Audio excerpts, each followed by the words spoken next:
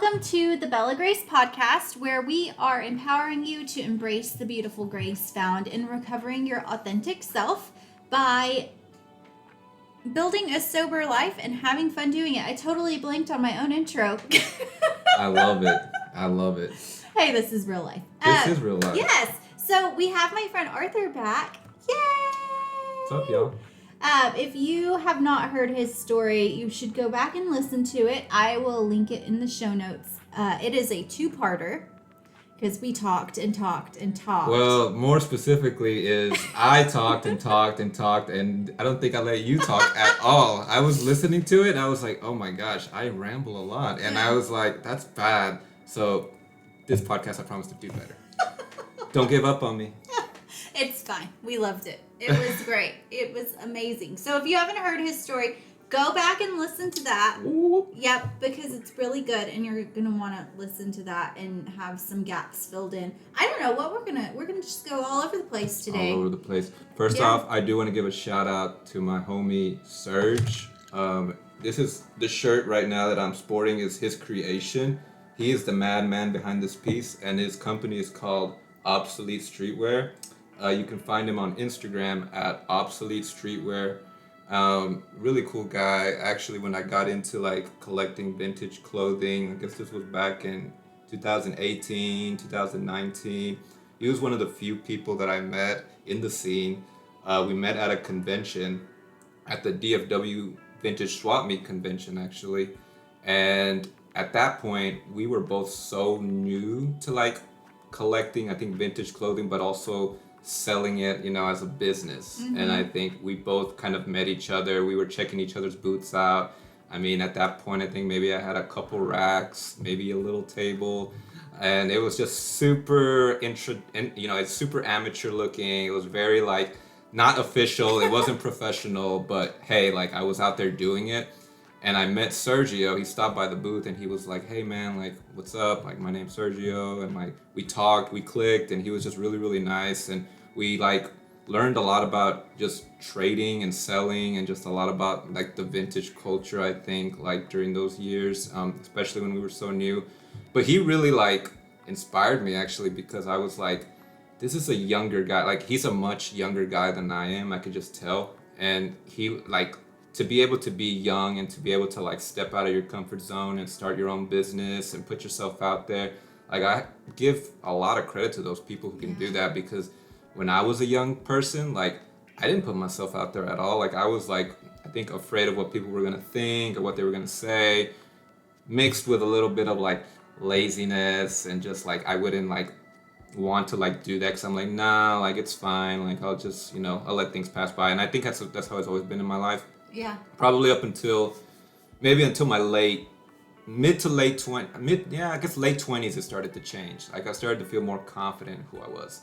I think also because like, I think I talked about this last time, I wasn't a confident person unless I had like liquor in my system, unless I had beer in my system, unless I had weed in my system, unless I had coke in my system. And I think that's another thing that I didn't talk about.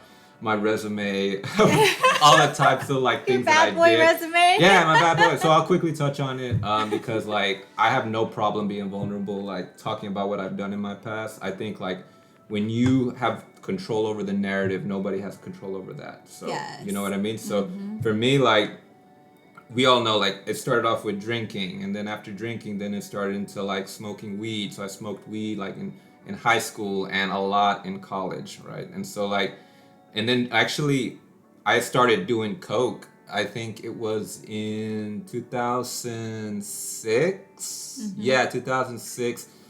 Because I knew some friends who like were dealing it and they were selling it, and like it was at parties, and they were like, they had it out, and I was like, okay, interesting. Like this was like kind of like mind shocking, but also too, like I wasn't scared to try it. Also because like one of my favorite movies growing up was Scarface. And I watched that movie every single day for like, I think a year and a half straight. I think it also didn't help that we didn't have cable.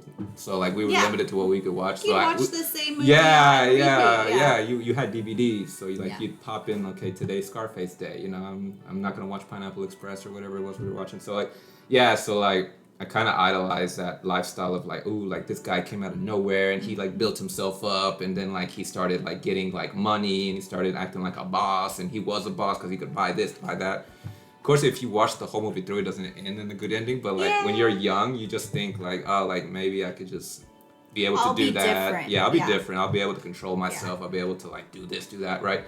So, so like it was always there, I think, at parties and stuff like that. I think the biggest wake up call I had was I was rolling with this guy. We were on our way to a party. The guy ends up losing the baggie, and he tells me to pull over, and he gets out in the middle of the street and just takes his pants off and just looking for the baggie. He's like profusely looking for it. He has his like, you know, he asked me to turn on the high beams. He's like, where did it go? Where did it go? And at that point I was like, I think this is a problem. I think this is not normal. You know what I mean? Like, not that I had a lot of sense back then, but I'm telling you, like, the little sense that I had, I was like, gosh, that doesn't look real. But once I think it was out of sight and out of mind, I think I didn't touch it anymore. You know what I mean? Like, for me, at least that point, like, once I didn't have access to it, once I moved out and went to Denton, like, I didn't really mess with it. And then, you know, the whole, I guess when I was in Denton from 2010 to 2013, like, it was rave culture was big, right? During those years. And so you would go to like rave clubs, and then you'd be standing in line and people were offering you pills. And I think that freaked me out more than Coke, because I remember whenever I told y'all this last time, and if you haven't listened to my last podcast, go back and listen to it. But I detail whenever I was in school, in middle school, 8th grade, I remember one of my friends and another friend, they actually ended up collapsing from overdosing on pills. So I think that memory was always in the back of my mind as to why I didn't actually partake in pills. I kind of freaked myself out, I guess, thinking like, I don't know what's going to happen with a pill and I don't know what's in it. And just, not to say that I knew what was in weed and what was in Coke, I guess, like I didn't know that either, but at least at that point, at least that's what it meant. So for me, and so like, I remember I wouldn't touch, but I was always offered like in lines at the clubs. I mean, I remember back in those years, like Afterlife was a popular, I think, club. I think that's what it was called, Afterlife. Insomnia was another one. Oh, yeah. You remember that one? So I was a big raver in high school and into my boyfriend that I was telling you about just now. Yeah. I was a junior in high school when he was 19. So he was 2 grades older than me. So I was a junior. He made friends with a nightclub owner, and it was an EDM nightclub. And so I was a junior getting into the nightclub as 21, but we weren't drinking. We were doing other things. We were rolling. rolling. Doing ecstasy and listening to the EDM. Like, that's what we did. So I always tell people that we're the mommies of the ravers that were born in the 2010s. Like, but you know what? Yeah, and I never did it. The only thing we did is what we would do is like we would have 4 Locos in the car. We'd pregame, and then we'd remember your 4 Loco story. You remember the 4 Loco story? Yeah. So like we would do that and go into the club. Of course, that would wear off. But yeah, like we didn't get into them for some reason. And the people that I was with, but like it was like when you went into like a rave club. Of course, you got the music go, and then you have like the light shows, right? The light shows are going on. Like the guys with the finger gloves are doing this, and I guess it's like it enhances the effect of when someone's on ecstasy, I'm guessing, because it's super stimulating to the mind, right? I never done it, so I don't know. But I'm guessing it enhances all of your senses. All of them. So you'll see people that are rolling with like Vicks under their eyes or under their nose because it amplifies that feeling, or they're sucking on pacifiers because it stimulates your mouth. I remember that, the visuals with it stimulates your eyes. Like everything is just overly stimulated. Everything, every one of your senses. And when you describe it, it's hard not to get, I guess, addicted to something like that. Especially, I guess, if you're in a place in life where like maybe you're just sick of the norm and you want to feel something, or you're just numb to what's happening in your life. So like I know, like for me, like I talked about last time, is like drugs and alcohol was an escape because it just provided, I guess, enjoyment for that time. But then it was like, it was pain afterwards. It was like anger afterwards. It was regret afterwards that followed it. It was always that story. I remember one time we left Insomnia because Insomnia, this is a rave club, right? It would open, I think, at midnight or 1 in the morning, and it would close at 8 in the morning, right? And I remember we stayed the whole night. We left like 8 in the morning, and talk about like just feeling so defeated, leaving a club like 8 in the morning, the sun is out, you've been partying, you just feel like, man, I just feel lower than dirt. Like, I just feel like I did nothing with my life, and I just like partied away. At least that's how I felt. And then I remember like walking out, and there was an ambulance parked outside, and the kid had overdosed that morning, that night. I was like, wow, I think that was another wake up call for me whenever I was like in that scene, like even though like I didn't want to let go of partying, but there was so many signs that were popping up, like telling me, hey, like this ain't the way, this ain't your lifestyle, like back off, G, like, you know. But I was hard headed, and like I did it. I still would party, and I still would drink, and I would just like kept telling myself like, oh, maybe I can just control this, control that. But no, like for me now, it's like now that I think about what I used to do back in those years and compared to today, you know what's funny is that you can still be tempted to want to return to that lifestyle even after all those years. Maybe not like everything. I think like there's certain things that I don't miss, but like for instance, like alcohol is a big thing. I think that's kind of like tempting. And I noticed it recently because I just got back from Europe a couple weeks ago. And so I had a chance to go see Spain. I had a chance to see Paris. And you did it in style. And did I? It was fun. It was fun. I was just kind of like going with the flow. I mean, it was beautiful. I need to talk to Merriam-Webster's dictionary because I don't think there's enough words to describe just how beautiful it was out there. The history and just the architecture and it's so different than here. It's so different. If you've never, yes, you listening, if you've never taken an international trip in your life, do it. Because it's gonna change the way you think, the way you look at life. And I think more than anything during that time, I guess this was like mid to end June when I started, when I went, and then I came back like beginning of July. I really needed like a break. I really needed to like kind of reset. And when I went over there, I mean, first of all, you're removed from everything that you've known is normal. Like your surroundings are different. Forget about, you take a trip from here to, you know, New York or Florida. I'm just picking those states. I'm not picking on them exclusively, but I'm just saying, example, like, it's still gonna be similar. It's a city, right? Yeah. You know how a city works. You know how the people. You know what the signs say. You know what the signs say, right? So it's not too different. It's not too out of your norm, right? It's not gonna be too much of a culture shock for you, which is why I'm telling you that you should take an international trip. Why? Because when you get out of your comfort zone and you get placed in a different country, it's legit going to like a different planet. Yes. That's how it felt for me. I went over there, I felt like I was an outsider. I did not know how any of this worked. First of all, like when I went to Spain, we took a bullet train from Madrid to Valencia. And Valencia, they respect the heck out of the siesta. So for those of you who don't know, in Spanish culture, a siesta is typically a break that happens between 2 o'clock and 5 o'clock. And what happens is everything shuts down. The whole city shuts down. Everybody goes home. Everybody is with family, rests, takes a break. And it's from 2 to 5 every day. And people follow that religiously. I didn't know that.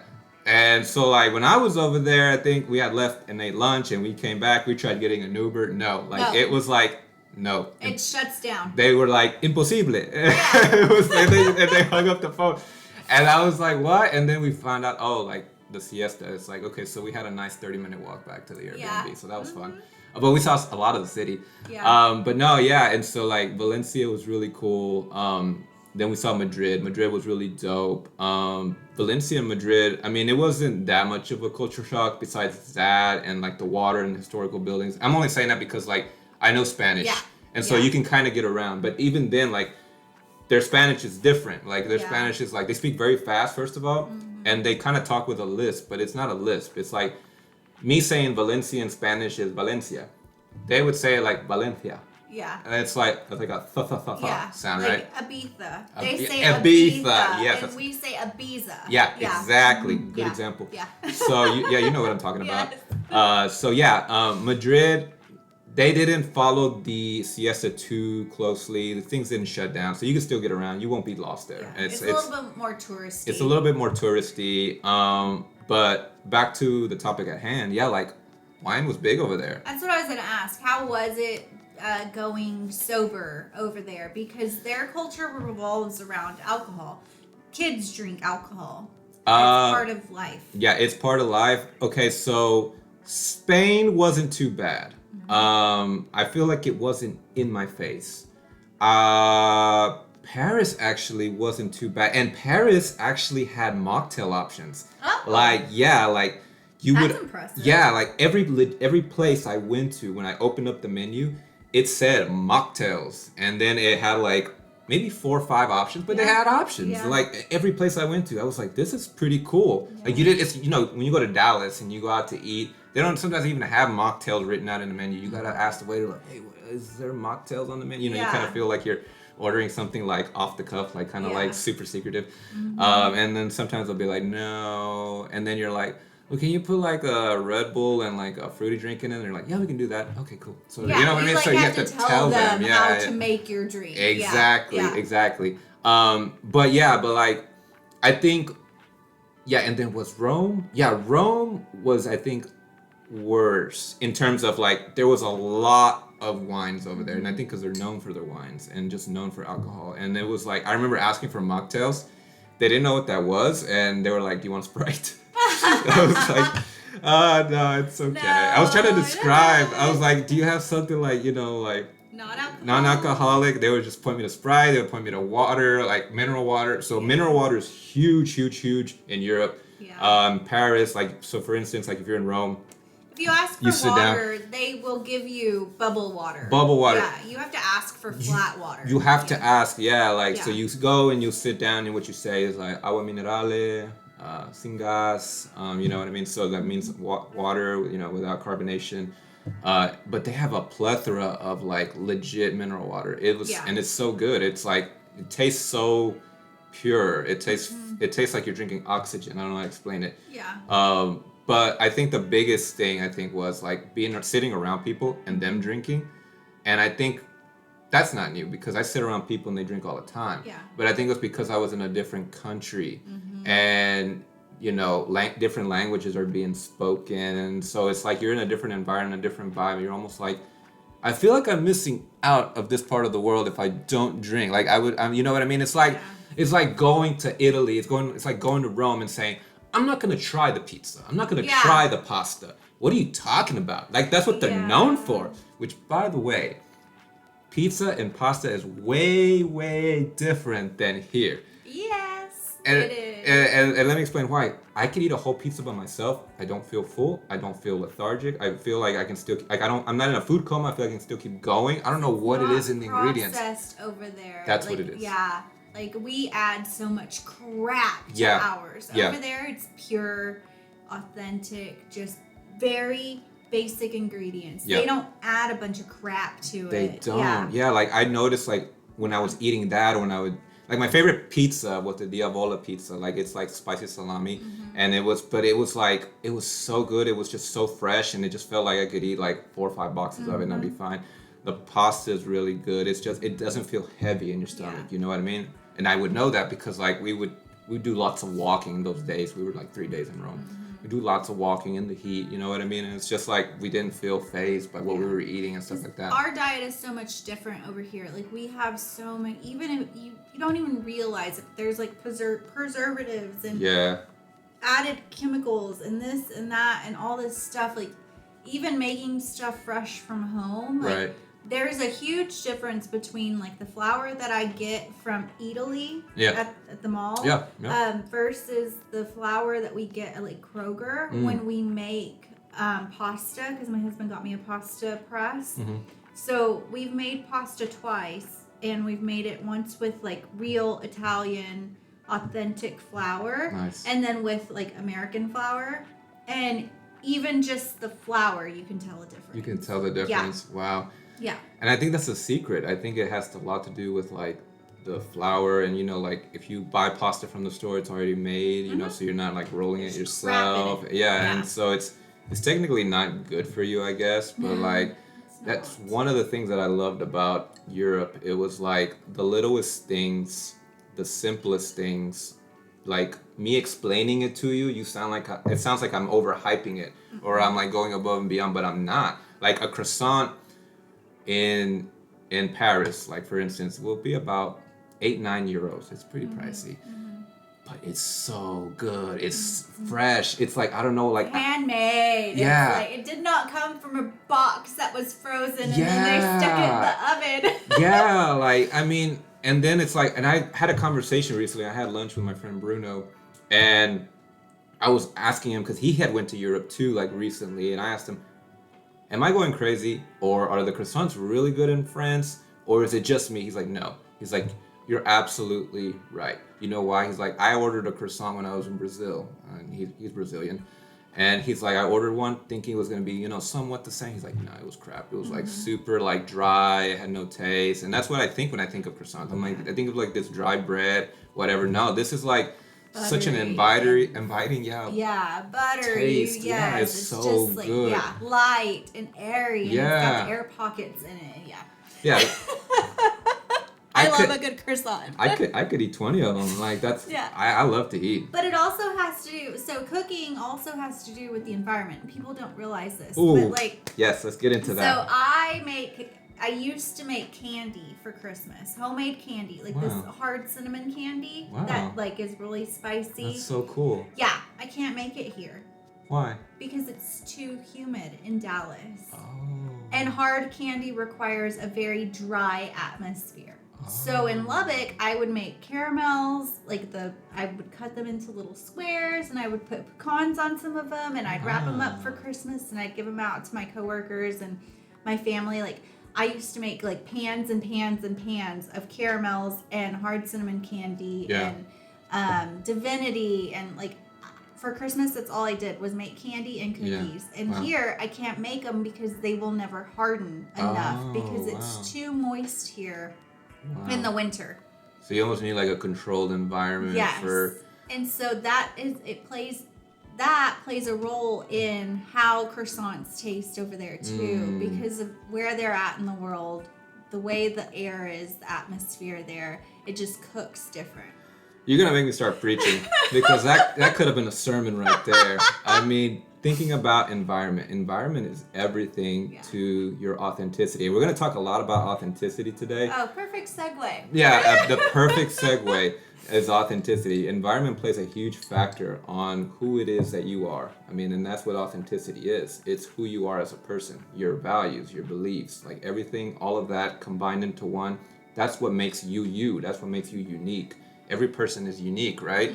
But what I love about what God's word says is like, you know, God says like, hey, like you are wonderfully made, you are fearfully made, you know, I've chosen you, you know, and so God says a lot about our authenticity. He's like the author of our lives, and he's the creator of our lives.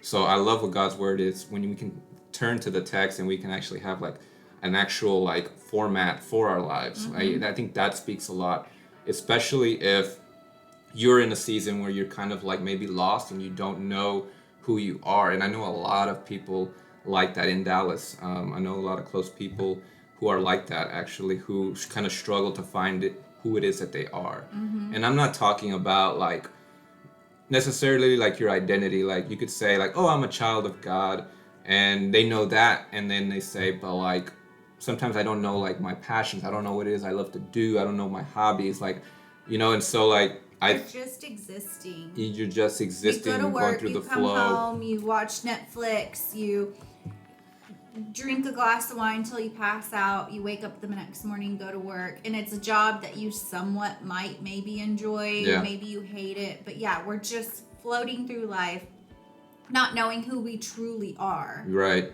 And that's why I'm such a big champion of traveling. And I think it's because you are literally disrupting your routine. You're literally disrupting your routine. You're getting placed into a new environment where maybe you don't have access to maybe all the drug dealers that you know, or maybe you don't know, or maybe you're removing yourself from toxic situations at work. Maybe you're removing yourself from toxic situations with family, whatever it is, right? You're taking that mental break for yourself, and you're getting immersed in a whole brand new culture. And I'm saying culture because you should consider, if you have the means, to go and take your international trip, because like me, I was really astounded what I found out whenever I was over there. I found out a lot of things, I think, about myself. First of all, I want to give a big shout out to you, Teresa, because honestly, like, the last podcast we did got so much great feedback. And I've had people reach out to me, like, still to this day, actually just last week, telling me, like, I just listened to your podcast. Oh my gosh, it was so incredibly inspirational. It was so good. Like, I had no idea you went through this, and you know what? Like, I was going through this and I was going through that. Like, and just listening to you just gave me so much hope. It just gave me so much like motivation to like do something with my life. And I was like, you know, I'm glad. I'm so thankful that for you. Like, you know what I mean? It's like, and that's what God offers us. It's like He offers us power by giving our testimonies, and that's why we know, like, our testimony shouldn't be covered and hidden. It should be something that we share, right? And we just pour it out, glorify. And so, you know, I want to give a big shout out to you, because you offered that platform for me, and you gave me that chance to give my story, because I think by me giving my story and having this platform to give it on, it's like so many people were touched by it. You know what I mean? It's like it's so much good came from this. And so, like, you never know who's on the other side of this screen. You don't know. That needs to hear what you have to share. Exactly. Yeah. And then so from that, when I was traveling in Europe, you know, I was still getting like some nice messages from people about like the podcast interview and everything like that. And what I love about traveling is, like, I feel like you have a lot of time to reflect. You have a lot of time to think. You have a lot of time to, like, ask yourself questions. And then for me also, like, I spend a lot of time also with God. I think like I don't vacation, and for anybody who does this is totally fine. This is just me. Like, I don't vacation away from God when I go on vacation. I just try to make it a point to, like, at least I'm gonna pray, or at least, you know, I always bring my Bible, so I'm gonna, like, maybe read a text or two, you know, and maybe meditate on the verse or something like that. I think one of the powerful prayers that I started praying when I was in Europe was like, God, put the people, or God, I want you to put me in front of people that you want me to be in front of, that you want me to share your light to. Yeah. And it was interesting to pray that prayer, because a lot of times, like, I was running into people who maybe were having such a bad day. So what I mean? Yeah. They were having, like, maybe they had a short temper that day, or, you know, it was Uber drivers who just were like, and so, but like, after I would pray that prayer and I just would remember that throughout the day, I would think, oh, okay, like, you know, this person I'm running into is, you know, for a reason. You know what I mean? Even if I can't talk to them about God, maybe I can make them smile. You know what I mean? That's what I was going to say. I think a lot of times people shy away from quote unquote evangelizing because they think it is like the people sitting in the middle of Bourbon Street in New Orleans on the microphone screaming, "You're going to hell." And I don't think that is what God intended for all of us. Maybe some, you know, like, I just don't think that that's how God intended for us to share His love. Yeah. Because that's not how He shared it. Exactly. He shared it by having dinner with the tax collector, by being friends with the prostitute. It's like a conversation. Yes. It's not like me yelling down your throat. No, He didn't scream at Mary Magdalene that she needed to change her ways, you know. I'm praying to God that I run into someone on a megaphone. I remember when we were in California, I remember, like, I think we drove past somebody on the megaphone, but we were on our way somewhere, and we didn't stop. But, like, let there be a chance, let there be an opportunity where I'm just walking down the street. I just want to have a conversation with that person, and I feel like we would both learn a lot. Yeah. And I think I just want to learn what it is where you're coming from, because I'm sure, like, that passion and fire is coming from something. Yeah. But it's like, I'm sure it's a deeper story that, you know, they probably have yet to share, and they're not sharing because they're yelling about what everybody else is doing wrong, but yet You know, you weren't human. You didn't go through anything either. Did anybody yell at you? When they did that make you change? Yeah. So it happened to us in New Orleans on our way back because we just got back from Gulf Shores. Yeah. And we drove through New Orleans on our way back and spent the night there. It's one of our favorite cities. Like, we love it. We used to go at least once a year, if not twice a year. But we hadn't since COVID. So it was our first time back since before COVID. And it was my first time in New Orleans sober. Nice. And I was really surprised to see how many mocktail options there were in New Orleans. Wow, that's amazing. Yeah. It's changing. It's changing. It's changing just since we last talked about it. I feel like last time we talked about how like menus are lacking mocktail options, but I feel like we're at the beginning stages of it, and I feel like there's going to be more to come. Yeah, there were a lot of, so we're drinking the Dos Equis, like it's 0 salt and lime. Our like, sponsor of the podcast today is Dos Equis. Dos Equis, if you want to cut us a check, just saying. But this one is really good, and like we made it into like a little michelada. It's Bloody Mary mix with the beer and chamoy and tahini. But there were actual like non-alcoholic beers at bars in New Orleans, awesome. And like the bartender. Check New Orleans out. Yeah, I haven't been. But yeah, we were walking down Bourbon Street, and the guys were like screaming. One of them like grabbed me by the arm and was like, "You're whatever," like screaming, and I was like, "Let go of me!" Like, no, this is not the way you spread Jesus' love. No, not at all. Yeah, not at all. Yeah, and it's interesting how, you know, in the Bible, I love this one verse in the Bible. It says, you know, like you can turn away wrath, you can turn away anger with a soft answer. You know what I mean? It's not always about matching somebody's energy. And sometimes, you know, it requires a soft response, or sometimes it requires no response. Yeah. I think it's sometimes like that, right? Jesus did that a lot of times. Yeah. Whenever it came to, well, I'll talk about it a little later because I want to talk about this one story, but it's so good. But back to what I was telling you, I wanted to give you your props because I think it was not only you. I feel like my whole life, I feel like I've kind of lived an interesting life. I've met interesting people. I've had interesting experiences. Y'all have heard the stories. And then traveling, it's only kind of magnified that as well. It's made me also have more interesting encounters with people and interactions with people. And when I'm traveling, I often get like lots of thoughts of wisdom that I feel like are given by God that I feel like would go to waste. Do I not share them if I don't share them? So I'm currently working on a book. Yay! And I'm on page 5 of the book. Yay! Out of 300. Yeah. I'm sure it's like, but I started it. But you started it. I started it. Yeah, the idea, the whole concept was birthed. I think it was birthed in Paris, and it was birthed because I remember we were at the Eiffel Tower. And we went up the Eiffel Tower. First of all, for those of you who don't know, like half the Eiffel Tower is flights of steps, and then the other half you can take the elevator. But it's a lot of steps. It's a lot of flights of steps. I will never go up to the top because I can't do stairs. Yeah, it's a lot. It's you definitely have to be ready, I feel like, mentally to do it because it can be a little physically taxing on your body. But on our way down, we saw the beautiful view from the top, you know what I mean? You can see the sea and river, you know, you can see all the different cool little places. But we're going down the elevator. And this elevator is kind of old. There's like so many people on this elevator. It's like packed. It's a pretty big elevator. It's bigger than the standard elevator you would see, like, you know what I mean, at different places here. But it's like one of those cage elevators, so you can kind of see the view. And we're all going down, and when we're going down, you just hear so many different languages happening all at once, and it was just so beautiful. I was just listening. You could hear Dutch, you could hear French, you could hear Spanish, you could hear Portuguese, you could hear German. Like, it was just so many languages all at once, and it was like, I was like, wow, this is so cool. Like, you know, how diverse, you know, we all are made so unique, like in our own like way. And so like, we're going down.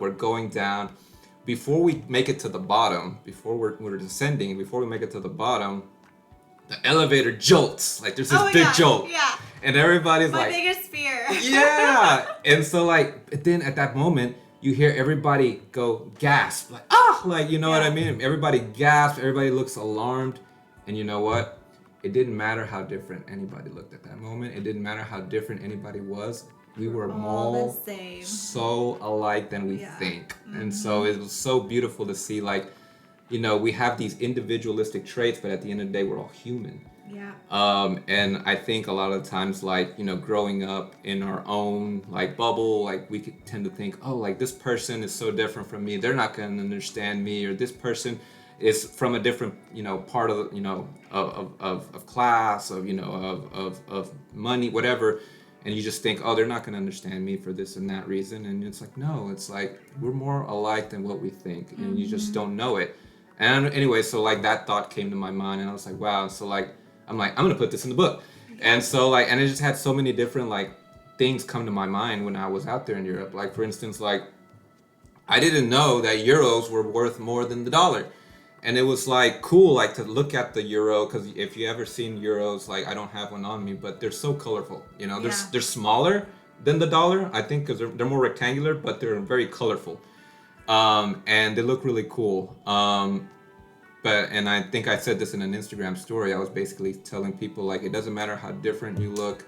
It doesn't matter how, you know, interesting or funny you think you may look. Like, you know, your worth is not based in that. You know what I mean? Your worth is based on what God says. Like, take a look at the euro. Like, it looks kind of funny. It looks like Monopoly money. It doesn't even look real. Like, the texture of it, it feels like saran wrap. Like, that's what it feels like to me. It doesn't feel like a real currency. Yeah. But again, it doesn't matter how you look. It doesn't matter how you feel. It matters of what, like, where your worth is coming from. Yeah. And if your worth is coming from God, then it's limitless. It's just like, it's such a beautiful thing. And I think that's what I think a lot of people don't understand. Is like, hey, like, there's more to it than me than just like what I see. You know what I mean? It's sometimes what other people might see. And that's another thing that I do want to talk about, because we are jumping into authenticity. And for me, I think growing up, my authenticity was challenged by drugs, it was challenged by alcohol, and I think it was also challenged by not having the right crowd around me. And then I think when you take a look at those three things, one thing that can affect all of that is also the enemy, which we know can come in various forms. You can sometimes self-sabotage your own self. I feel like whenever like you don't have a firm grasp on who you are. I want to give a big shout out to one of my friends, and his name's Philip Box, for coming into my life. I remember during a time where I was kind of at a crossroads in my life. I met Philip Box. It's a funny story how we met. So we both were living in Tyler at the time, but we both met in New York. Oh, wow. So we love telling that story to everybody, and the reason why is because like we were both going to the same church, and we both signed up for this mission trip to go to New York, upstate New York, specifically Schenectady, and do mission work out there to help a church like kind of like build and expand. And so they were having a big huge block party, and so our job was to kind of like go around the neighborhood, talk to people, invite people over to the block party at this church, and then we would also talk to them about God. The interesting thing about it was, I think it was like the week after Michael Jackson had passed away. So it was like, I mean, we got a couple days to spend in the city after we left upstate New York. So we went to the city, and I mean, the whole city was screaming Michael Jackson. The music was blaring out of everywhere. People with boom boxes just with like Michael Jackson playing, like Beat It, you know what I mean? Human Nature, Thriller, like all of his hits, right? And I'm a big Michael Jackson fan. So for me, it was like peak like amazingness at that moment. And so like, I remember sometimes we'd go up to people and be like, you know, do you think Michael Jackson went to heaven? And then be like, you think yes, no? You think he did? Well, why do you think that? And you know, so you start questioning people, like you start asking people, like, you know, those were little soft opening questions and stuff like that. And so it was such an interesting way, I think, to like get out of my comfort zone, which I think at that moment I needed. I was a person, believe it or not, I was a person who was very shy when I was young. I did not want to talk.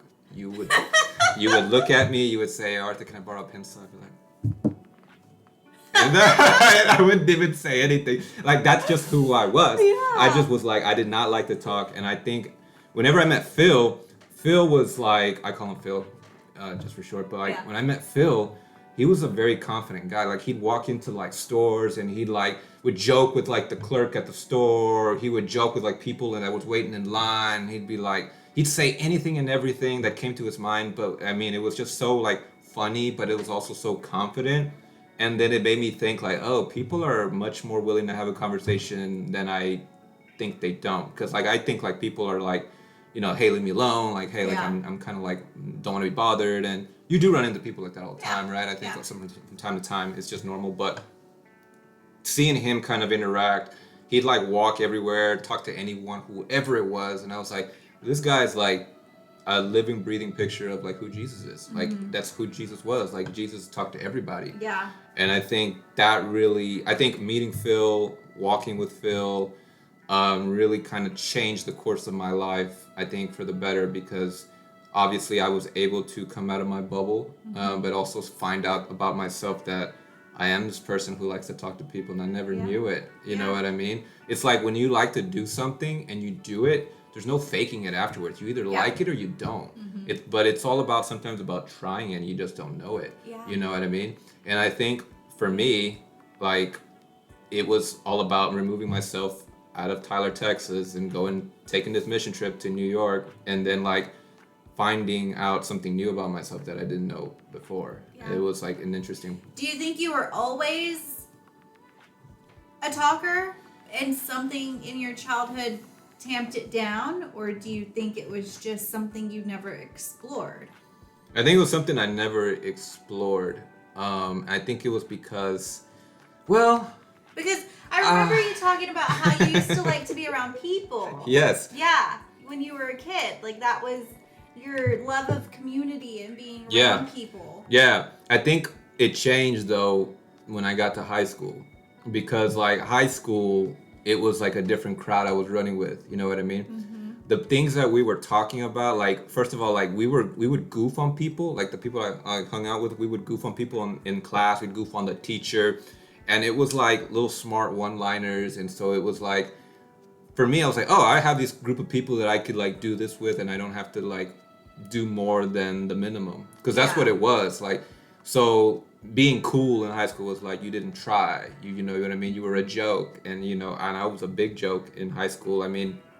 Plus, like, I think I talked a little bit about my high school last time, but it was like going to jail. So it was always like, oh, I could probably talk more, but I'm not going to talk, I guess. And I was just like, I guess, like, the crowd really influenced me a lot. Hanging out with them, like, it was like, I remember, like, I don't know if I talked about this last time, but, like, going to school, it was, like, rough. And this was, I guess, early 2000s, like, in high school. And it was like, gang culture was pretty big. And so, like, you'd go into, like, the restroom and there'd be, like, a live boxing match going on, right? Yeah. Right then and there. It's like, I think I remember I fought, like, twice. And it was, like, nothing about, like, you had to, like, you were mad at anybody. It was, like, somebody would say, that person said that he can beat you up. Yeah. Now, is that true? And you're just like, heck nah. And then that other person would hear you and be like, what did you say? And it was, all right, so we're about to settle this, right? So you'd spend like 30 seconds chest and ribs. Chest and ribs meaning like we're gonna hit each other, and we're gonna go blow for blow, chest or ribs, no face. Yeah. Hopefully, because a punch could slip, right? And that's just is what it is. And that would happen frequently all the time. There would be fights before lunch, fights after lunch. It was just a very like.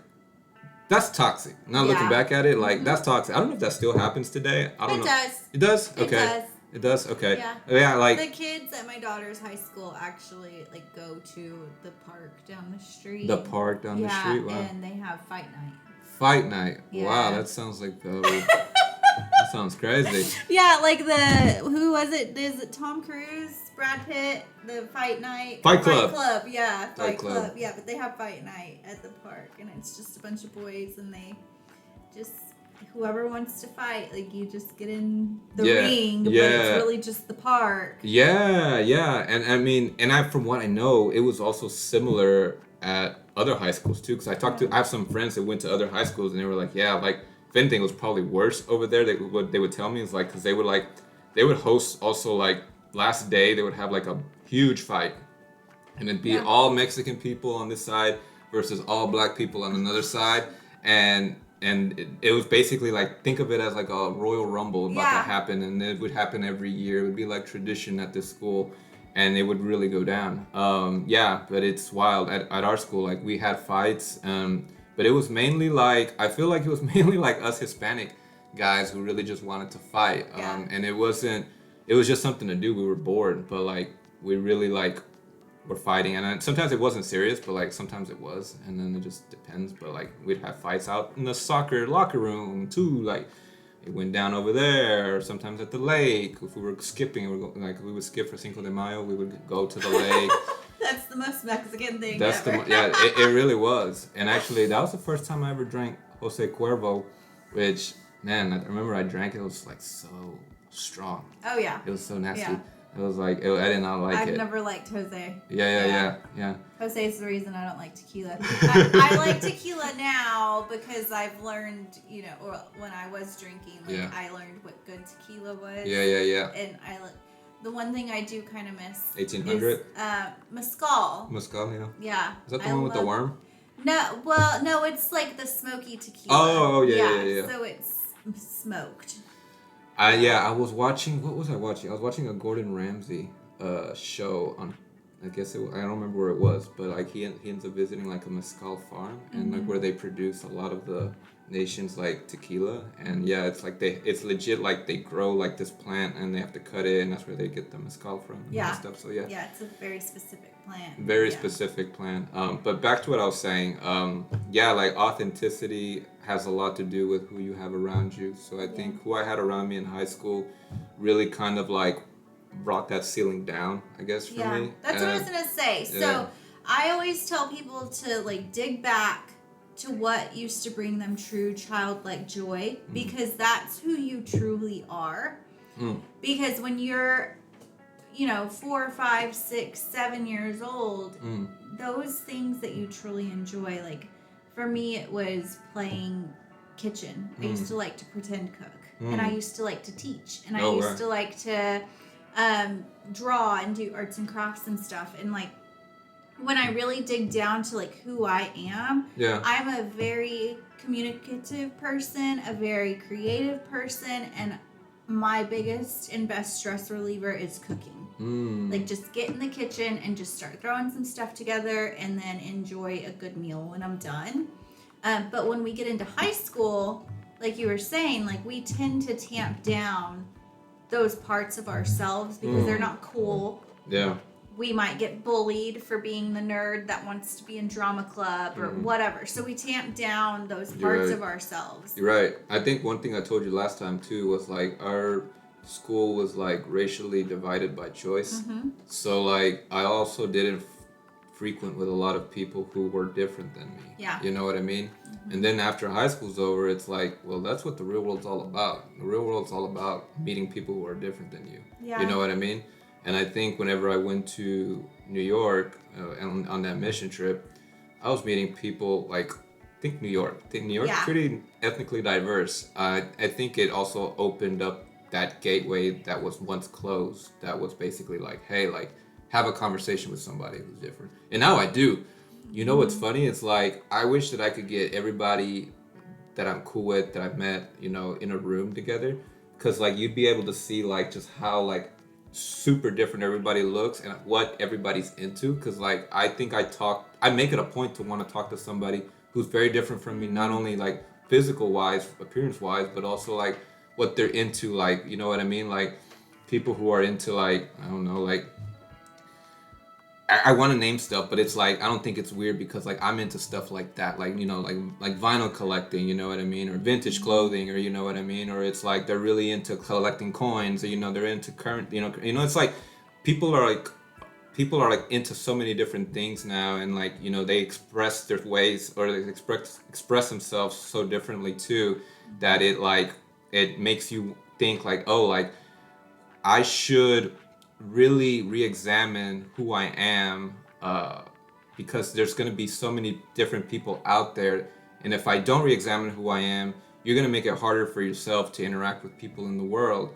I think one of the things that I really love doing is I love building bridges, like metaphorical bridges, I'm saying, in the sense with people, because it's like you never know who that person is going to be later in your life. You know what I mean? It's like I've come across people who, you know, that I've never talked to, that I could have talked to like in my past, and like I look at them now and I'm like, oh my gosh, like CEO of a company, like, and I never talked to them. And it's not always that it's going to be like something like a physical gain or a gain for you, but it's like sometimes it's like somebody that you could also impact too as well. And like one thing that I enjoy is like talking to people, learning like who it is that they are. I think like I was telling this to a friend in the Connect group recently, and I was telling her like I loved when I moved to Denton because like it changed me like forever. Like, you know, it was such a culture shock, and I needed to go through that. I needed to understand like, hey, like not everybody comes from a cookie cutter place like Tyler, like very conservative. And it's like when I was there, I was like, wow, like these are people who share different beliefs. These are people who share like a different way of the way they look at the world. But you know what? Like sometimes it's not always about, you know, picking out differences. Sometimes it's just having a conversation with that person and understanding that person. Yeah. You know what I mean? And oftentimes now, whenever I talk to people to this day, usually one of the last things I say is, oh, and by the way, like I go to church and I'm a Christian. And they're like, what? And they're like, I would have never thought you go to a church. I would have never thought you were a Christian. I'm like, why do you think that?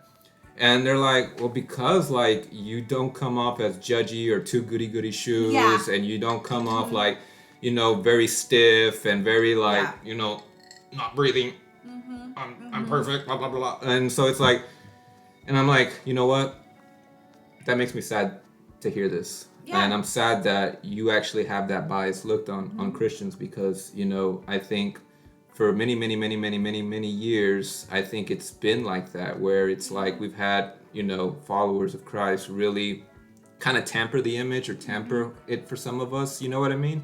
And it sucks because it's like, you know, it's, as humans, from the other side of the coin, I don't think we should be so quick to cancel people out. For instance, like when you go to a Mexican restaurant and you've had bad Mexican food, do you cancel out Mexican food for the rest of your life? Stop eating Mexican food. No, you go to a different Mexican restaurant. You go to a different restaurant. Yeah, my husband experienced this. So he grew up Catholic. Like he was introduced to the Catholic Church around 10, 11 years old, right? Yeah. And he had very bad experience with church. And well, he doesn't know the language around it. He has church hurt. Yeah. And now he doesn't believe in God. He doesn't know if he's atheist, agnostic, whatever. He just doesn't think that there is a God. But he's not completely closed off to it. He's like, that's good. You know what I mean? Yeah, like he's like, if ever there were evidence or proof or I had a reason to believe in God, I might consider it. But right now I don't believe there's a God. And I'm a Christian, and people always ask, like, how does y'all's relationship work? Like, most marriages fall apart because of I have lots of questions. We're gonna have to talk after this podcast, actually, now that I think about it. Yeah. But it works because and he always tells me, like, if more Christians were like you, there would be more Christians. Exactly. And you know what? And that's great, because whenever you are the way you should be, how a Christian should be, you're able to shine your light in more places than you would imagine.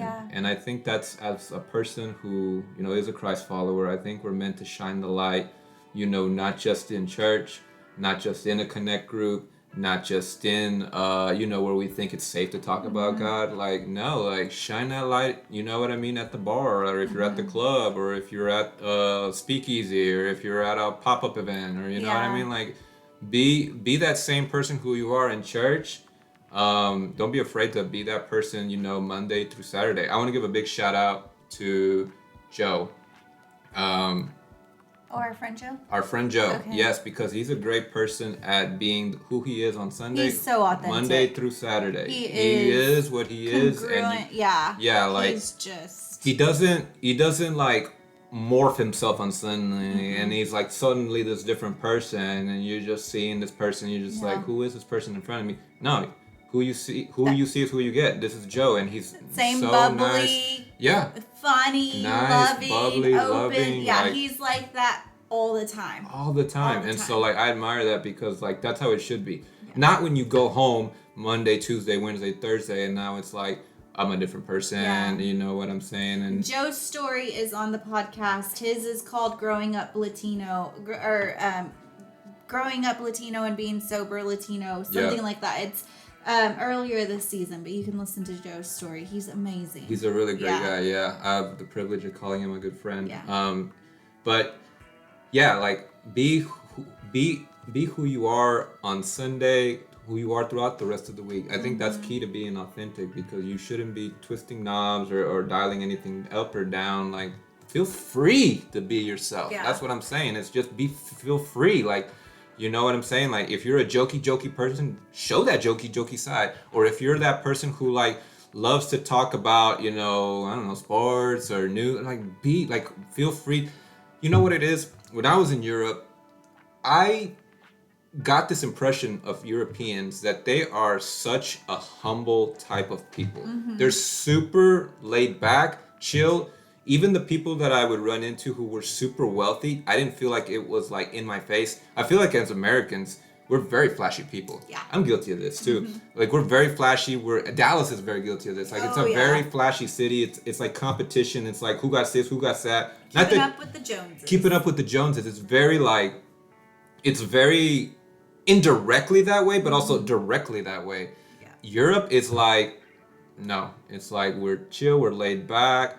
It's like people value different things there. You know what I mean? And I noticed that when I was walking through the streets, it was like just a different vibe. I just felt I felt more relaxed. Not that I'm not relaxed here, but it was just so like relaxing. You know what I mean? To be in an environment like that, where it was like, first of all, I guess it helped that nobody knows you, and like you don't know the language, but also like people were just so nice and welcoming. In fact, even like if you didn't know the language over there, people were just happy that you were trying to speak the language. I don't like. Yeah. You know this, like in Texas, it's not really like that. I don't think it's like that. Like if you don't know English in Texas, it's hard for you. And if you don't know Spanish, proper Spanish, and you're brown, it's hard for you too. It is. That's why I changed my dog's name. But Banana's not Banana? No, her name is Chiquita. Chiquita? Yeah, it's Chiquita. That's but based off of bananas? Yeah, well, that's why I came up with banana. Nice. Her name was Chiquita. Chiquita. But I say Chiquita, and I'm brown. Yeah. So people would ask me, like at Clyde Warren and whatever, like, oh, what's your dog's name? And it would be other brown people. Nathaniel. And I would say Chiquita. Charles. And they're like, you mean Chiquita? And I'm like, yeah, Chiquita. Yeah. Yeah. So it goes both ways in Texas. We're very hypercritical in Texas about our languages. This could be a podcast in itself. You're right. I mean, I've been with like other people like that too, who kind of want to like kind of put you down a little bit for when you attempting to speak the language. Like, let's do better. Like, let's not make it such a like an elitist feeling. Like whenever like you're better at speaking something. Like, no, like give like I said, in Europe, people were so they were so nice. They were so like in awe, like to see you try like to speak the language. You know what I mean? Well, I think it goes back to the fact that they are comfortable with who they are. Authenticity. Yes, that's where I was going with it. Like, they're comfortable with who they are. They're comfortable with who they are as a country. They are. They're comfortable with having people come into their space, and because they have such history and such deep roots that they can't be shaken. I didn't want to come back. To be honest, when I was over there, when I was in Rome, like I was there and I was like, I'm digging this. Yeah. Like, just stay. I just want to stay. Yeah. Like, this is like nice, because it's like, you know, you're coming back home and you know, like, you know, there's sometimes like there's in America, everything is like busy, hustle. You gotta do this, you gotta do that. Check off all the boxes.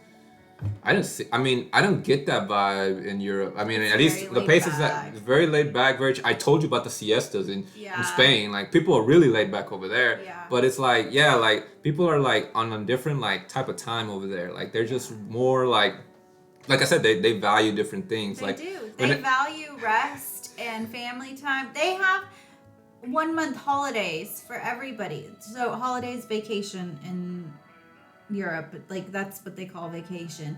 But everybody has a 1 month holiday every year. That's amazing. Another thing that I want to talk about is that they value. They're not big on AC. No. They're not like they're not big on AC. I No. remember we checked in the Airbnb in Rome, and like it was hot, so we turned on the AC. We turned it down to like 70, right? Because it was so hot in Rome, and like our host was coming by just to check up on us because we had just barely checked in, and she walks in and she's like, "Allora," she's like, "It's cold. It's cold in here." Yeah, And they I was don't like, really use the AC. yeah, it was like she was like it's freezing, and I was like, oh, it feels good here for us. They just open the windows. Yeah. They just open the windows Open and the doors, open the windows. they're let it naturally breeze in. acclimated to that. They're not so like it goes back to your authenticity. What do you value? What do you not? Right? Mm-hmm. And like you would go to like places like I experienced this in Rome and Paris. Like they don't even give you ice cubes for your Nope. water. Nope. Like that's like an American thing. Yep. So Yep. that was interesting. We are spoiled. We are. We want our water the exact temperature that we want it. We want our houses the exact temperature that we want it. We want everything just as such. Yeah. And a lot of it is like checking off the boxes. Yeah. And I know for me, like when you brought up authenticity, like Yeah. I spent the first 17, 18, 19, 20, 3 years that I lived in Dallas Right. trying to fit into the box. Yes, that does happen. I forgot Yes. about that. Yeah. You like indirectly start like kind of like maybe changing what it is you do, Yeah. what you like to do. In Lubbock, we have a term for it because Lubbock people tend to move to Dallas. Yeah.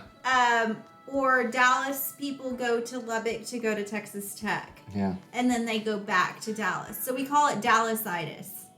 And people that move to Dallas get Dallasitis when they stop coming back home to Lubbock because they're too busy working to accumulate the things, to fit in with their neighbors, to check all the boxes. Yeah. And you start to see less and less of them back home. Oh. And so forget your roots. yeah, you lose them because you're so focused on getting the next thing and accomplishing the next task and getting the next promotion and That's the Dallas having mindset. yeah. That's about And- and it's like I gotta play pickleball.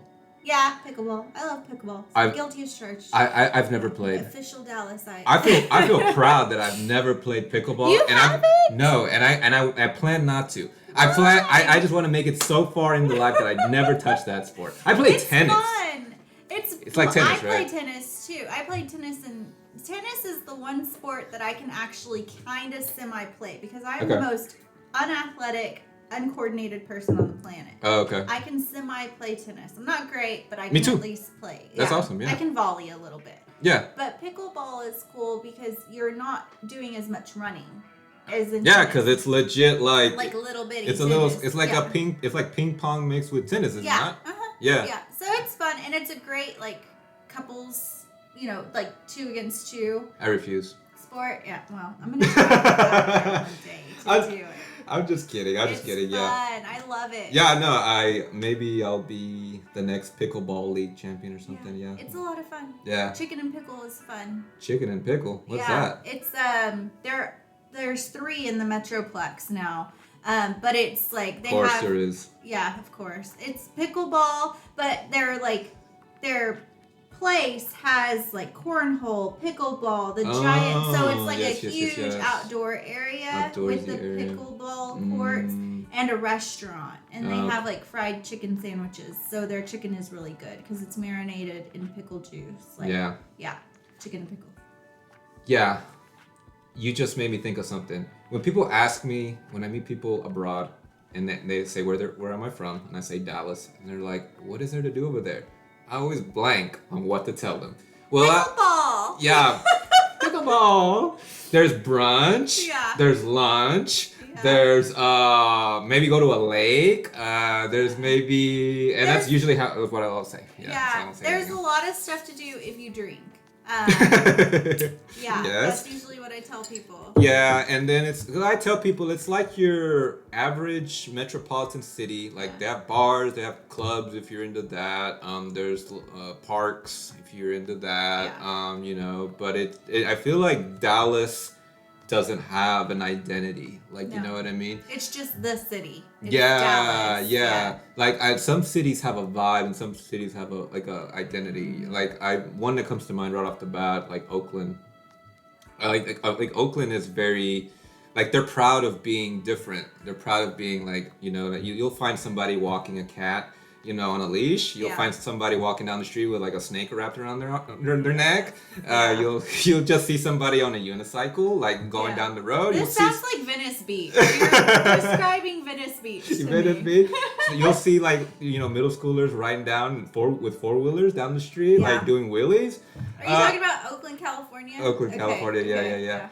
Yeah. So like that's what I'm saying. Like some cities just have like their own version, their own personality, and I love cities like that. I love going to cities where it's like so like they're so like different, but they have their own identity, and it's just like I feel like I'm not just going to another place that has like like a Panda Express, and they have like a Sparrow's Pizza. You know what I mean? It's like different. It's not your average food court. I mean, I'm not trying to like talk down on any city. If your city's like that, like, hey, we need cities like that. We need consistency in the world sometimes too.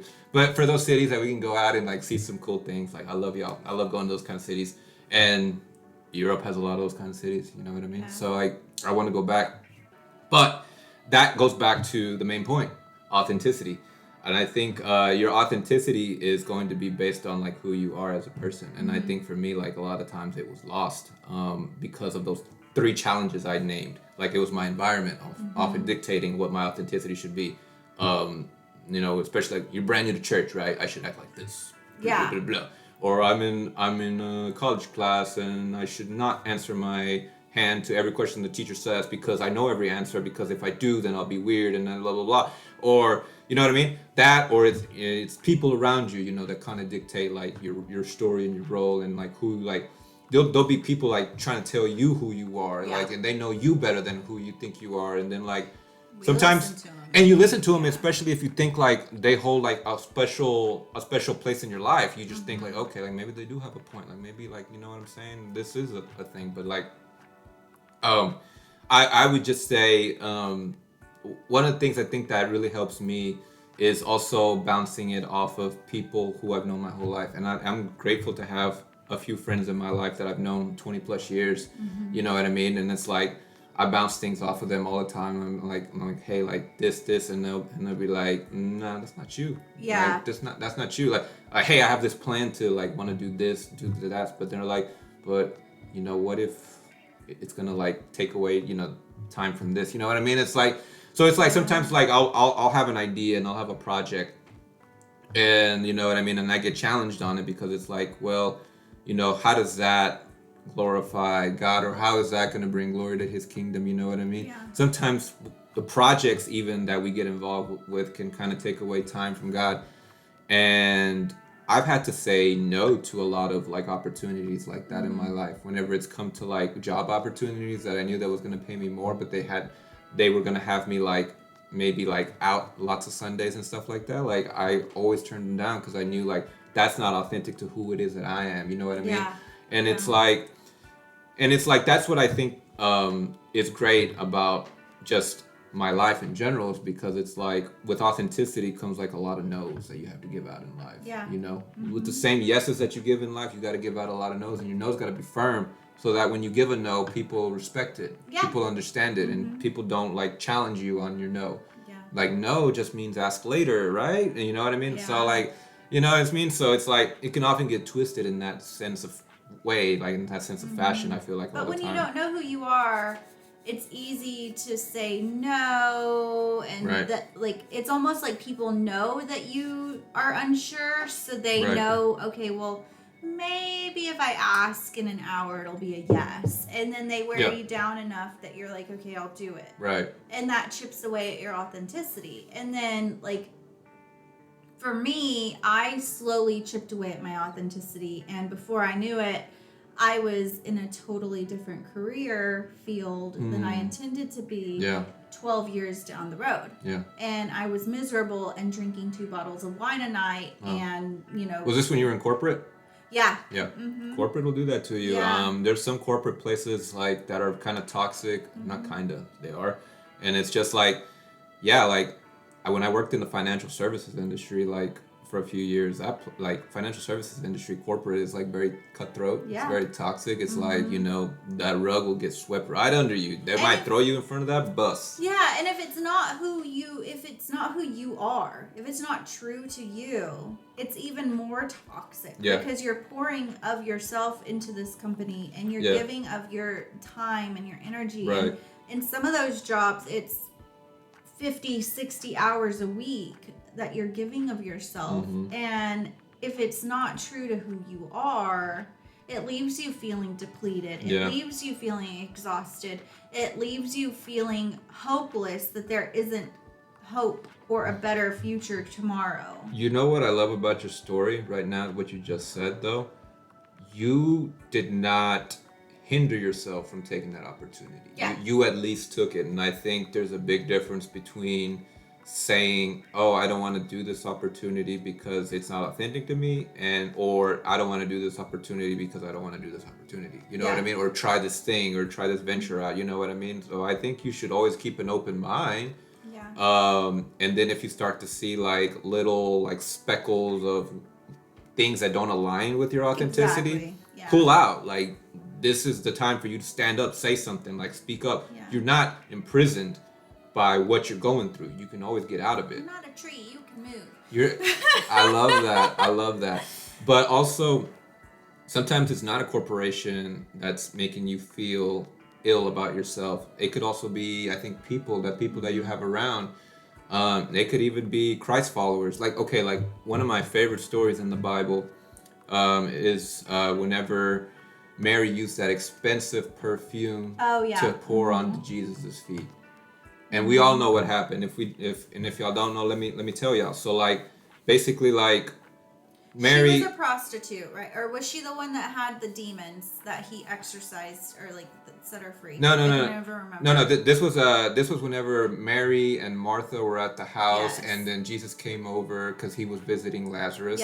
Yeah. So Jesus comes over, and they come and they serve Jesus. They're preparing the table for him, and one of the things that they do is they start to pour that expensive perfume onto Jesus's feet. Judas sees this, and he has a smart comment to say. He says, "Hey, like, why are you pouring that all over his feet? Like you're wasting it. That money could have been used. That perfume could have been sold for the money to be used and then to given to the poor, right?" And I think it just goes back to what I want to tell this to everybody is like, if you're involved in what is doing something for God, like if you're involved in a project, something you're passionate about, and God has placed it in your heart for you to do and give to God and show glory to him, by all means do it. But there also is going to be haters around the world, or haters in your circle, who are going to have something to say about that. And I feel like there's always going to be a Judas maybe in that corner. And I feel like for those people that I want to say is like, I just want to tell people that don't lose hope, don't lose faith, continue moving forward with what it is that God put in your heart to do, because God put that in your heart to do that for him. He didn't put that in your heart for acceptance for anybody else around. Like, it goes back to being authentic to who it is that you are, or what God placed in your heart. And I think authenticity is something God has blessed us with, each and every one of us. Like, we all have our authentic traits that make us who we are. Teresa is who she is based on these authentic traits. I am who I am based on these authentic traits. And there's always going to be people in the corner with a smart comment that may sound like it's based on biblical truth, right? Because doesn't it sound a little like convincing? Oh, like, yeah, gee, like, we should have given that money to the poor. Yeah, like we don't get a lot of the context in the text. I don't know if that thought went into Mary's head. Did she feel doubt at that moment until Jesus spoke up? Did she feel bad? Did she feel like she was doing something wrong? So even that's what I'm saying. Like, the people who you have around you, can sometimes maybe sway you from doing what it is that you need to do, or what you've been like told to do by God. Yeah. That's my beef with that. And also, like, for instance, like thinking about this from like a more macro level, like in this game called life, because I sometimes call it a game. You're not always gonna have people cheering you on doing it, right? You know what I mean? Like whenever you go to a football game, whenever you go to a basketball game, you know what I mean? You have people that are sitting in home side, you have people sitting on the away side. People on the away side are not cheering for you to do good, for your success. They're just not. They're not going to. No. And guess what? If you hear them booing at you, if you hear them like just talking trash about you, do you stop? Do you stop in this game, and you stop in the game and just say, well, you know what? I'm just not gonna pick up this basketball anymore, this football anymore, because I just heard them boo at me, and that's it. And I'm going home, and I'm just gonna stop everything I'm doing. No, you don't do that. No. They continue playing the game, and that's how it is. That's how it should be. Like in our lives, like continue progressing forward. I think because you're always gonna have that chatter coming through, reverberating in your ears, and I think you just have to remain just faithful in what God's word is telling you. And I think that's another great little picture that I had when I was abroad and I was traveling, because I was thinking to myself, I was like, I've had so many interesting experiences happen to me. That's why I want to write this book, because I feel like I don't care to sell and make money off of it. I don't care. If anything, who knows, like maybe I'll end up giving away more copies and selling it. Who cares, right? Yeah. But like I'm doing it because it's like, I think like I have an interesting story to tell, and also like telling it through a faith lens, I think is also like super impactful. But also like I'm gonna try not to rush through it, because I think like I've had a lot of my great experiences and a lot of my great thoughts come to me whenever I've traveled. So it's all the more reason to travel too as well, because like, you know, I get to write on my book, and I get to like, you know, while I travel. Are you handwriting in like a journal, or are you typing? Yes, with a quill and ink. I am dotting every I and crossing every T. No, I'm just kidding. I wish. No, I'm solely digital. I'm doing it like on a Google Doc, and it's so convenient because like what I'm doing is like I can basically like pull it up on my phone. Anywhere. Yeah, anywhere. That's how I have my book, like that I've been working on. Yeah, I have it on my one. Please share. Wait, are you able to share this exclusive news? Well, I've been slowly writing it over a while now, but like I've always, when I tell my story, people are like, you need to write a book, because I have a crazy story, right? Yeah. A very cool story, an impactful story. Yeah, and so the title is, because my coaching business is Bella Grace, which is beautiful grace, right? Love it, yes. And so the name of my book is But God. I remember that. Yeah, seeing the beautiful grace in the darkest of places. I love that. Because I've been through a lot of things, and I was introduced to Jesus. Like, I was raised Catholic, so I always knew God existed, but I didn't realize that you could have a personal relationship with God through Jesus, like because of Jesus and what he did, until I was introduced to this concept in high school by my high school boyfriend, who was very abusive. Like, it was a really bad relationship. I struggled a lot to reconcile who God said I was and who I was learning that God said I was. Yeah. And having been shown this by a guy who was abusing me in every sense of the word on a daily basis. And I would like try to make him stop and say, like, this isn't what God wants, this isn't the way that it's supposed to be. And he would... What would he do? Would he twist the word, or what was he doing? It was like manipulation, I guess. Yeah. Yeah. God wants you to submit. God wants... Like, he was trying to make our relationship a marriage. We were in high school.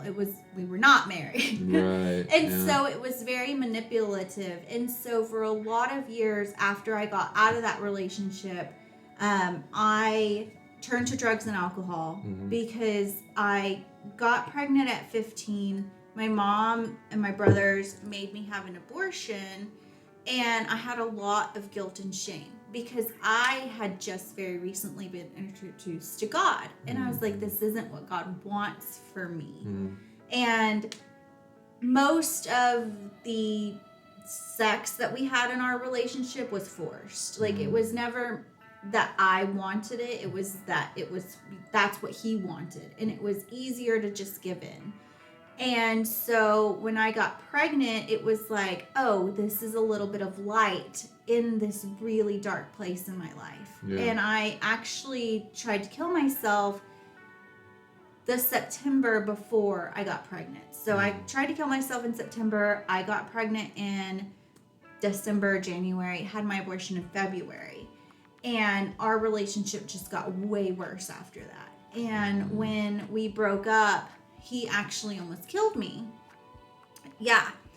I couldn't eat, couldn't drink, had bruises on my neck. Like, it was really bad. Yeah. And so trying to reconcile that much hurt as a 16-year-old, I think I was 16 when we broke up. It's a lot to bear. It was a lot.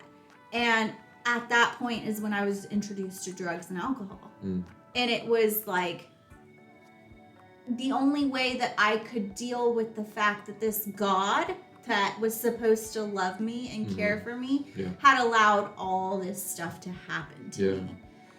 But through the rest of my story of like being on drugs, all the things that came with that, I wrecked my car at one point, should have died, broke my hip. Like, I was in a wheelchair almost my entire senior year. Like, through all of this, I can see now, looking back, I can see God's hand on me every step of the way. Yes. And so that's why the title of my book is But God. But God. I love that. Yeah.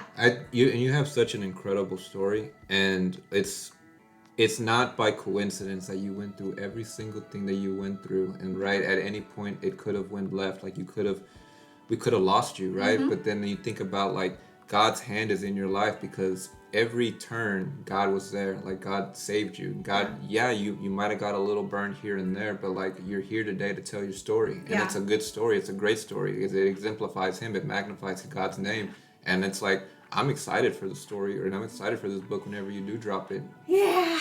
Keep us posted on that release date. Yes. Please do. It's a lot. I know. I keep trying to figure out which parts to have, but through all of that, I lost little bits of who I was. That part. Yeah. Yes. And so it was, now looking back, I thought I was losing bits and pieces of who I was, but the truth was that God was refining who I truly was, because I wouldn't be a sober coach. I wouldn't be on my way to being an addiction counselor. I wouldn't be a sober podcast host had I not been in those situations, had I not seen the brokenness that can happen from those high school experiences to cause someone like me who grew up in a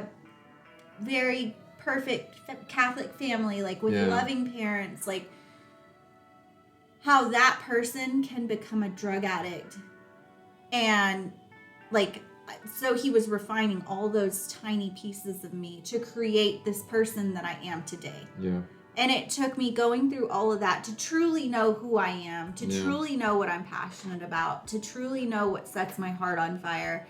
And like you were saying, to be able to say no to the things that don't align with who I actually am. Yeah. And I mean, because like our walk with God and our life with God isn't going to be linear. It's never, a straight line. It's always going to be this little tangled web, little tangled line, but it's going up, but it's just going in every which direction before it goes up. Yeah. And I love that verse, and I don't remember where it's at, but it's like, many are the plans and purposes in a person's heart, but God's plan for that person prevails. That was the verse of the day yesterday on the Bible app. It was, wasn't it? I remember, that's probably why it was so fresh in my mind. Yeah. Because I think I remember reading it. Man makes his plans, but God directs his path, or something like that. Yes. I try to read it as soon as I wake up. I'm in this group text with some friends, and they share the verses. So like we'll all chime in and we'll all talk something about it. But yeah, no, that's a really good verse. Yeah. And for you, it was that you had to go through all of that. You had to go through everything to be where you're at today. Yeah. And that's one thing that I love about my life, and I'm sure you would agree that you wouldn't trade all those experiences for nothing because you'd lose all that wisdom. Yeah. You know what I mean? Yeah. It's, People always ask me, like, would you change it? And I'm like, no. mm, They're like, you wouldn't change any of it? And I'm like, no. no, because No. it would change you as a person too. And I mean, you wouldn't have anything to draw back from if you were to change all that. I mean, that's many times what we think about when we think about the Christian life. It's like, I want no stresses and I want no worries and I want no problems in life, and that's how the Christian life should be, and absolutely not. It's Look, I became a Christian and then immediately was faced. said events happen, Yeah. Immediately. Like, it was just. And it's one story that I think about a lot too. It's like, because you were mentioning this earlier when you were talking about your husband and his doubt. And I think, doubt is a good thing. And I think it just depends where doubt leads you, where it can be not a good thing and maybe not a bad thing. One of the things that I like about the story in the Bible is whenever John is in jail, and he's been jailed because he spoke out against King Herod for, marrying his brother's wife, essentially. Yeah. And he gets thrown in jail, and he's in jail, and all of a sudden, John's in jail, and he's basically starts questioning, like, is Jesus who he says he is? And he has somebody go out and ask Jesus this, basically. And then Jesus doesn't answer the question directly, but instead he says, tell John that, the heel walk, the lame can walk, the heel are healed, the blind people see, essentially saying, John, this is who I am. Yeah. You know what I mean? Jesus, I think, is the great picture of authenticity. I don't recall a moment wherever Jesus basically questioned his authenticity or traded his authenticity. He was someone who was very, very firm in who he was. Yeah. And that's very admirable. And something that we can all learn from, I think. Especially when it's, think about John. John baptized Jesus. I mean, John was very close to Jesus, yet even he had doubts. So I think that's just great for us to know. Like, we can go through doubt and just know that, hey, like, it's probably part of a process. It's probably part of a season, but it doesn't mean that that's where we're always going to be. Yeah. I think it's like, and it's sometimes it comes out, right? Whenever we're going through like a season that's tough, and it comes out, and it's just, you just start to get a little wobbly, your knees start to buckle a little bit, and it's tough. I don't think anybody would say, I really love it whenever life's tough. I really love it when I just, start to like see troubles and trials in my life. It's like, no, it's like we all love like living a comfortable life. Yeah. But the reality is that it doesn't. And I think without those hard trials, though, I feel like our authenticity, like you said, is not refined. Yes. Right? So that's kind of like, when you think about everything, like, I don't know the first thing about like welding and all that stuff, but doesn't metal bend whenever like you apply heat to it, basically? So like that metal has to go through a very, very rigorous process in order for it to change. Right. And I think a lot of times, like, us being metal, us being whatever's like, that also has to happen to us. We also go through rigorous processes in order to change, in order to be able to like grow from things. Isn't like, I don't know the first thing about diamonds. I think they're beautiful. It's the same thing. Right? It's cold. It gets crushed. Right? And crushed, and then a diamond is there. And then isn't it like whenever like a seed that gets planted into the ground and then something grows from it, a seed has to break in order for it to grow? Yep. I mean, there's so many different... My favorite is even glow sticks have to break before they shine. Yes, So I'm an old raver. Yeah, spoken from a true raver right here. Like, and hey, we loved our glow sticks. That's another thing about Europe too. This is kind of off topic a little bit, but like, they really love their EDM out there. Yeah, I loved it. That's where it was born. That's where it was born, right? Yeah, because like, I'd get in the car and like, I'd be like, whoa, I'm gonna Shazam this song right now because I want to know what the name of the song is. So like, my playlist is like humongous right now, packed with so much songs that I collected over my vacation, and I love playing them because now it just reminds me of those times I was like walking through Rome, gonna get like some pizza, or I was in Paris and I was gonna go buy myself some eclairs from the local bakery. I was listening to this song, so it just I love music. It transports you back. It does. I told you my story with Britney Spears' Toxic. Yes. Transports you back. I think that's how you should actually end today's podcast with that, because I do like the piano song. By the way, is that you playing piano? No. Oh, okay. I always wondered. No. I was like, maybe that's her piece. No. I found it online somewhere and I liked it. So there you go. Yeah. And today you're gonna close off with like Toxic by Britney Spears, and then we just hope we don't get that strike from publishers' right or anything like that. Basically. But no, this is I mean, and just to wrap up, I'll just say this: it's like, because I did talk about the 3 things that can hinder, your authenticity, your friends, or quote unquote friends, people around you, right? Your environment, and then the enemy. I think the enemy plays a big part in who you think you are. You saw it whenever the enemy approached Jesus, whenever he was fasting for 40 days and 40 nights, he came to trick Jesus, try to tell him, hey, like, jump off this, ledge, or jump, and then the angels will save you. Like, he thought he could like get to him, and like, again, Jesus was like pretty firm in who he said he was, and he didn't allow that to like deter him. He knew he was on earth for a mission, and he fulfilled it. And he didn't have to prove himself. And he didn't have to. Yeah, he didn't have to prove himself. Because he was so solid in who he was. He was so solid in who he was. Yeah. And I think that's just admirable for all of us to like admire, because it's like something that we can take home to us whenever we get faced by like the enemy. And then it's like, it's the enemy, and then sometimes it's us self-sabotaging ourselves, telling ourselves that we can't do this and we can't do that. And my prayer is for everybody who's listening is that I hope that you have one person that you can lean on, that you can talk to, that can make you feel, or at least point you in the direction of who your true self is. Whether it's not making you feel it, because at the end of the day, you have to feel that for yourself. But maybe it's one person who can just kind of like shake you, like metaphorically, and get you out of that, because it's like it comes to all of us, right? It can attack all of us. And like I said, what helps you, what are positive things to finding your authenticity? I think it's being able to, first of all, remove yourself from an environment. Like traveling is really great.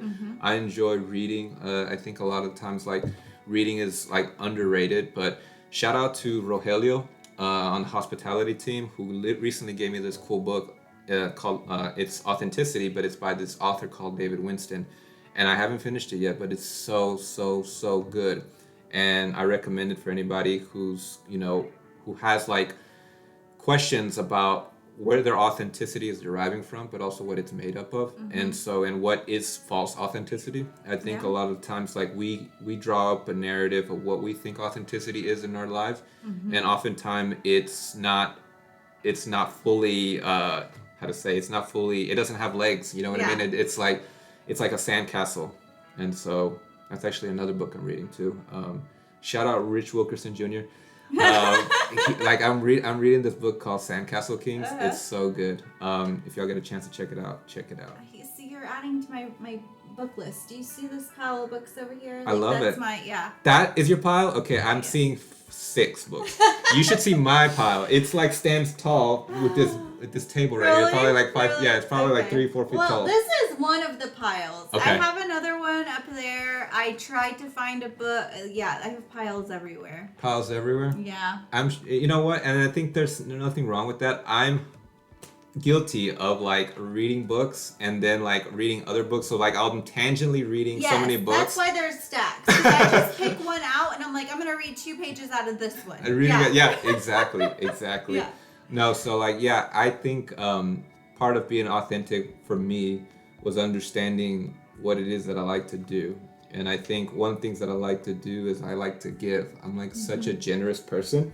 And so like when I go to countries now, I go to like places, like I like to pick something out from the country, because like it makes it like pretty cool to actually go back and say, hey, like this is like something unique that I got from this said country, right? Because otherwise you come back and I don't know, growing up in a Hispanic household, you don't show up to people's houses empty-handed. Yeah. That's Yeah. not part of the that's not part of like the culture. And so like me being Hispanic, but also me being like generous. It's like I'm the type of person who likes to like give and who likes to like do things. So I just wanted to give you just a little bit of like some cool little gifts that I picked up along the way. Like, first of all, this is I don't know if y'all can see this. This is Eiffel Tower. It says La Tour Eiffel, Paris, 1889, and essentially when the Eiffel Tower was built. So I wanted to give this to you. It's like a cool little like sketch pad, little like you can doodle in it, you can write in it. I forever have these in my backpack. Do you really? Yes. Awesome. I use little books like this all the time. They're all over the place. So Perfect. Yeah, of course. And I also wanted to give you this. You can give this to your daughter, to your husband. So essentially, this is the Colosseum. You can't really see it. I don't know if the camera will pick it up. But essentially, I think it's like a little like pill like thing with a mirror, maybe. Yeah. I don't know, but it's I don't know. It's something cool to hold on to if you ever need to have something like storage for your pills or anything like that. I think that comes. They always handy. make fun of me because I always have like a little mini first aid kit in my purse. So this is perfect. I can put a little Tylenol and ibuprofen in there. Yep, and so allergy pills because we have allergies. Well, I was about to say, and I'm so bad about like taking a Zyrtec. I take a Zyrtec about almost every day, or at least I used to. I'm not so bad anymore, but like in the spring, usually it hit me pretty bad. To take allergy pills. So there you go. Yeah. So, it's that's another thing about me. It's like I love to be generous. I love to give, and even if it's not a lot, I mean, even if it's like a small little thing, it's something that I enjoy to do. They're perfect. You picked perfectly. Yeah, no, I you know what I mean? It's just sometimes I see things and I'm like, okay, like this person's getting this and this person's getting that, you know what I mean? So it's like, anyways. So yeah, it's like, thank you again for being inspirational to like, not just me, but to so many of us, right? Like to our whole crowd of friends that you're so close to. And so like, also for like, kind of like opening another part of my authentic self, which is like, okay, I have a story to share. And I'm excited for this book I'm reading. Again, I'm not in a rush to finish it because I have to go to more countries and, and I think as more experiences build, I think I'm just going to continue filling it up. Yeah. So, but my ETA is maybe a year and a half, 2 years or something like that. So pull this podcast up again in 2 years. We're going to come back. And we'll see if I really did and if I did, and we're just going to celebrate. And this is going to be a good throwback Thursday for us later down the road. But no, this is great. I mean, this is awesome. Yeah. Thank you for being on again. I heard I was a favorite, so I had to come back. I heard so many good things, and I mean, a lot of great messages, voice notes, a lot of phone calls, lunches that I had with people. Like, really enjoyed this podcast. So I was like, you know what? I want to come back, and so I'm always down to be a regular too as well. So yeah. Yep. All right. Well. We finished. We did it. Yeah. Again, you're going to have to come back. I will. You're coming back. That's just that. Yeah. I'm down. It's put me on the schedule whenever you say I need to come here. Rotating. You'll be rotating guests. Yeah. Exactly. When our schedules align and we're both in town because we both travel a lot. So, exactly. Yeah. Yeah, exactly. Yeah. So that's true. So like whenever I'm in town, but I mean, and so like I'm still praying about, do I come back to Dallas? Because California's still on my mind. Yeah. California's still on my mind. That. California's still on my mind. It's like, and like every day, like, or not every day, but like maybe week to week, I'll do research and I'm like, apartment searching. I'm like, this is not so bad. I can afford that. Like, and I'm maybe an hour from the beach, I could make that trip. And so like, but we'll see what God says. Yeah. Stay tuned. Stay tuned. All right, guys. Well, until next week, be well, be kind, and may you find some joy this week. Bye. Ciao. Arrivederci.